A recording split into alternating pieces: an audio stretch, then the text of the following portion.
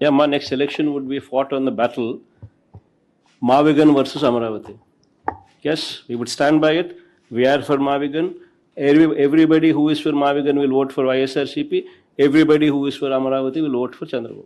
We will stand by it. We will make it an election issue for them. We'll put it up in the manifesto also. Mavigan, YSRCP. We will stand by it. Let's see how people will vote. ఒక రాజధాని మీద ఇంత విషయాన్ని కక్కడం చాలా దుర్మార్గమైన కార్యక్రమం.